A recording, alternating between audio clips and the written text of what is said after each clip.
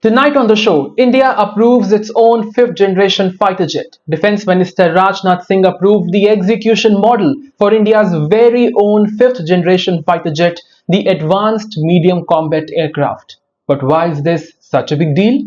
Good evening, you're watching TKC World, where we make sense of the global events with straight facts and sharp analysis. Also on the show, 75 of the world's poorest countries to pay China 22 billion US dollars. Tonight we decode the strategy behind China's debt economy.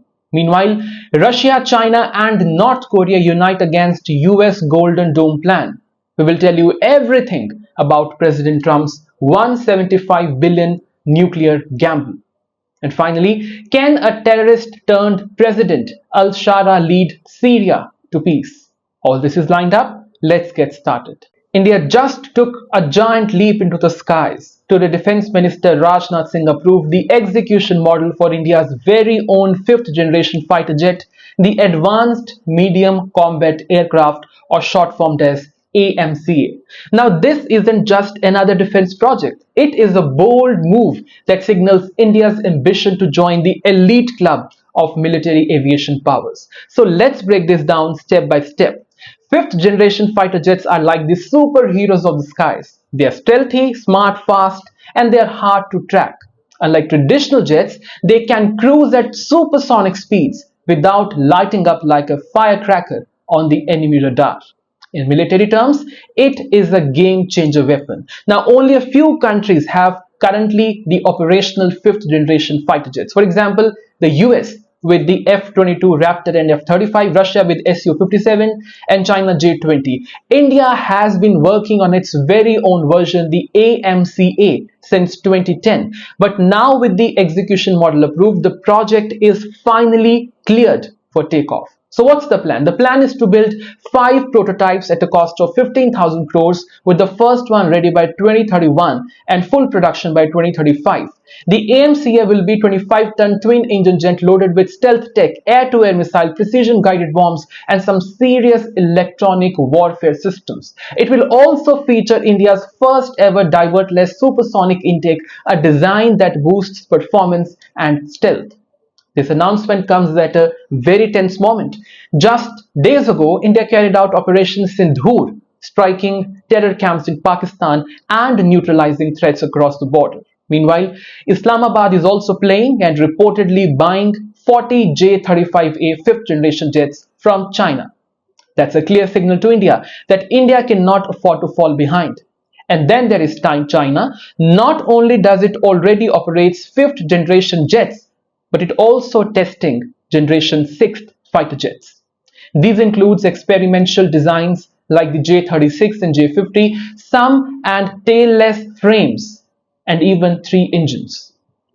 While these prototypes are years away from service, they show where Beijing's ambition lie far ahead in future warfare.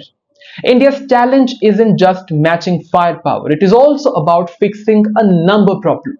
The Indian Air Force currently has only 30 to 32 fighter squadrons, way below the sanctioned strength of 42, and over the next decades, 8 more squadrons are set to retire. Without a new generation of fighter jets, India risks a dangerous gap. The AMCA could be the turning point. It's not just about military muscle, it's also about self-reliance, with private companies like Tata, Adani and L&T allowed to bid alongside HAL. This model promotes competition and boosts India's defense manufacturing and defense reliance. In short, it's Make in India with afterburners. If India pulls it off, it won't just be flying higher, it will be flying alone in elite company. And in a world where battlefield is increasingly shifting to the skies, that could make all the difference. In Shakespeare's The Merchant of Venice, Shylock demanded a pound of flesh in repayment. Today, critics say China is doing something similar, but with interest. A new report from Australia's Lau Institute has just revealed that in year 2025, 75 of world's poorest countries below China record 22 billion US dollars in debt repayments alone. And that is the highest annual repayment ever. And this is no coincidence. This is a direct consequence of China's ambitious Belt and Road Initiative, or short formed as BRI. So let's break this down because it is very important. The BRI was launched in year 2013 with the goal of building ports, railway stations, power plants across Asia, Africa and Latin America. It was sold as a win-win partnership. In this, China provides loan to build infrastructure and developing countries grow their economies all together. But over time, the story and narrative both have changed. For years, China was seen as a generous lender, but now it is acting more like a strict creditor. According to the research by Lowy Institute that I am quoting here, China will be more debt collector than banker to the developing world for the rest of this decade. The debt has reached such a scale that in more than 50 out of 120 surveyed countries, repayments to China now exceeds what they pay to all the Western lenders combined. That is a very important equation to note. This shift is so dramatic. 10 years ago, China was a net lender pumping billions into global south. Now, it's collecting more than it gives, becoming a net drain. The Lowy report warns that this tidal wave of debt is crippling public spending in these poor countries. These poor countries are forced to divert funds away from schools, away from hospitals and climate adaptation, just to repay China, just to pay China back. In response, China's foreign ministry said it wasn't aware of the details of this report, but insisted that its loans follow international rules and regulations. Spokesperson Mao Ning accused a small number of countries of spreading lies and claimed that Chinese investment had been beneficial to developing nations, to these poor countries who are now repaying China. But critics aren't convinced. One major concern is geopolitical leverage. As Western aid declines and countries struggle to repay their own debts, China's influence grows in these countries. Many fear that Beijing could use this creditor position to extract political favors like voting alignment at the United Nations or strategic access to ports and natural resources. And it's not just about old loans. Chinese lending may have slowed down overall, but it is still active in two types of places. First, countries that recently cut ties with Taiwan and embraced China, like the Solomon Islands. Second, resource-rich nations like Brazil and Indonesia, where China is securing access to key minerals used in batteries and green tech. To top it all, over 50% of China's total foreign trade in 2024 was with Belt and Road countries. That shows how economically entangled China now is with the developing world. So while the BRI may have started as a symbol of partnership for many nations, but today it feels like a trap, one paved with debt. Imagine a giant invisible shield floating in sky ready to zap enemy missiles the moment they launch, whether from Earth or even outer space. And that is the vision behind US President Donald Trump's newly unveiled Golden Dome project, a staggering $175 billion missile defense initiative that could change the global military landscape, and believe me, that is also for bad. But while Trump calls it a historic leap in American defense, critics around the world are sounding the alarms. Russia, China, and North Korea are united in their outrage, calling the Golden Dome not just dangerous, but a direct threat to the global stability. The question is, what exactly is this Golden Dome in question? Unveiled from the Oval Office on May 20th, Trump's plan is to create a multi-layered defense shield that would combine ground-based systems with space-based weapons, including a network of hundreds and hundreds of satellites that could detect and intercept missiles mid-flight. Now, Trump declared that the system would be fully operational by year 2029, before the end of his second term. And the precise idea here is to protect the US from potential missile threats from China, Russia, and North Korea, and definitely Iran. But here is the catch. It's not just about defense, it's also about space-borne interceptors that could strike down missiles even after they have been launched. That is a game changer now. It is the first time the United States has openly proposed weaponizing outer space on this scale. And the reaction from America's rivals has been fierce. Russia's foreign ministry spokesperson Maria said that the Golden Dome undermines the foundation of strategic stability and warned it would trigger a global arms race. The US is shifting from deterrence to dominance, she argued, claiming that this could push other countries to develop more advanced offensive systems in response to United States of America. China joined in, calling the project deeply destabilizing. A Chinese foreign ministry spokesperson said that Beijing was, quote-unquote, seriously concerned and demanded Washington to abandon the initiative altogether.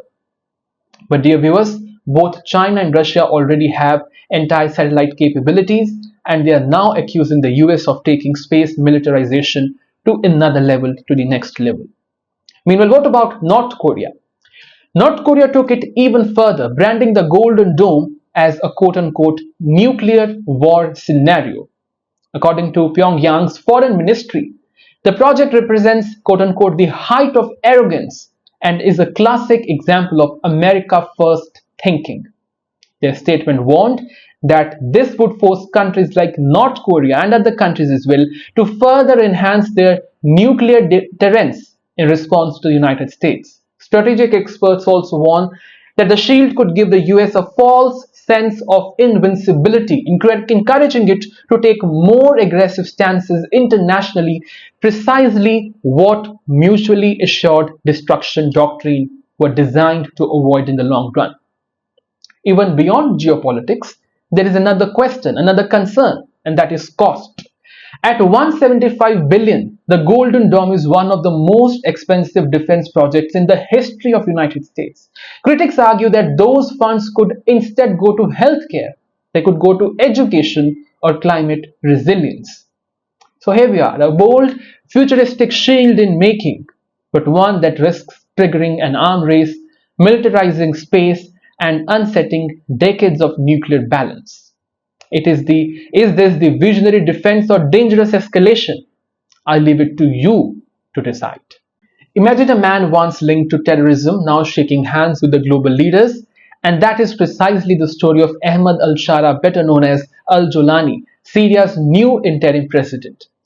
In a stunning turn of events, Al-Sharaa has emerged from the shadows to the global stage, displacing the previous president Bashar al-Assad and winning recognition from some of the world's most influential leaders, and that also on the global stage. It all began with a dramatic shift. Saudi Arabia's Crown Prince Mohammed bin Salman welcomed Al-Sharaa with open arms during a high-profile visit by US President Donald Trump in mid-May this year. What followed was a domino diplomatic effect. After this, Arab states began recognizing this new regime, hoping for a stable Syria and a change or a chance to rebuild the war-torn country. The move was also strategic, undermining Iranian influence in Syria after Israel dealt blow to Iran-backed groups like Hezbollah and Hamas. Now, Al-Sharaa's rise wasn't just about replacing the old President Assad, it was also about rewriting the region's power dynamics. Once seen as a militant leader, he is now being discussed as a possible participant in the Abraham Accords. And this is a series of peace deals between Israel and Arab nations. Now, Trump, who is very eager for a diplomatic win on the global stage, has been pushing Saudi Arabia to normalize ties with Israel, a move conditional on a viable Palestine state. But Israel's ongoing actions in Gaza have strained that path, with Trump reportedly frustrated with Netanyahu's continued offensives in Gaza. Meanwhile, the region's chessboard is full of tensions, and I should say full of pawns. Turkey and Israel rivalry, US pressure on its NATO allies and Turkey, and Trump's personal dynamics with leaders like Erdogan and Netanyahu are all complicating this geopolitical picture. Technical teams from Turkey and Israel have even met in Baku and Azerbaijan twice, trying to avoid direct conflict, particularly over Syria. But back home, Al-Sharaa faces even more challenges, I should say enormous challenges. Reveals the humanitarian crisis in Syria is staggering. 15 million people need health services, 13 million face severe food insecurity, and over 620,000 people are displaced. Infrastructure is devastated with the damaged Tristan Dam, limiting water and electricity for nearly 500,000 people. In response, Trump's administration has lifted sanctions on Syria, the US sanctions, including personal bans on Al-Sharaa and his Interior Minister Hassan, the travel ban. The European Union followed the suit, promising economic aid to rebuild war-torn Syria. Even China is stepping in, signing cooperation agreements for industrial investments over and near Damascus. But they should be care about the economic debt trap. There is growing pressure on countries like India as well to provide humanitarian aid and engage diplomatically despite its ongoing tensions with Turkey. Now, Al-Sharaa for now is riding a wave of international support, clearly. But it is a fragile peace. You have to understand this. Without genuine political reforms, national dialogue, and inclusive government, Syria risks slipping back into the chaos. The question is, can a man once tied to jihadist groups now deliver democracy, empower women, and balance hardliners and moderators? His ability to reinvent himself and Syria will be closely watched across the globe. If he succeeds, Syria could re-emerge as a stabilizing force in the region, but if he fails, the consequences will be catastrophic. For now, the spotlight is on Al-Sharaa, but the real test lies ahead. Can he turn fragile calm into lasting peace? That is to be seen. And that's all I have for you on the show tonight. Now I will see you tomorrow. Until then, take care and good night.